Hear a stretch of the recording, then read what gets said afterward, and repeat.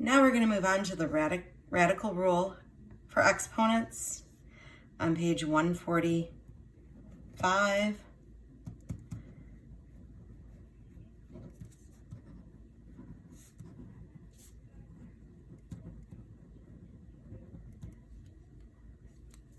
And what we have is whenever you have a radical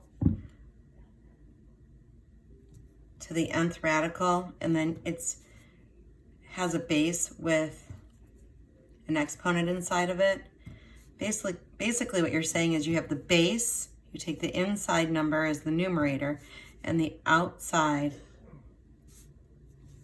as the denominator.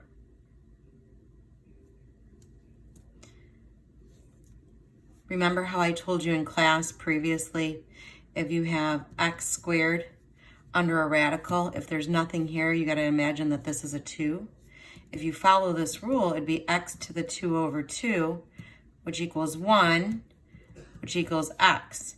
And that's how these two cancel each other out to get x. So we have example 5.23.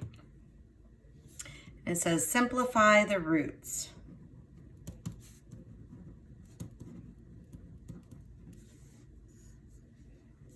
A is z to the 4th. Now, if there's nothing here, we assume that it's a 2.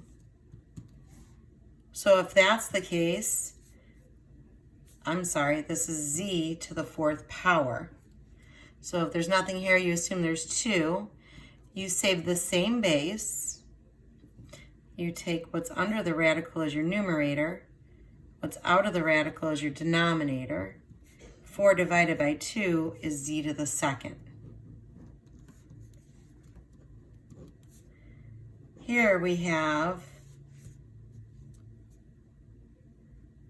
the cubed root of v to the 6.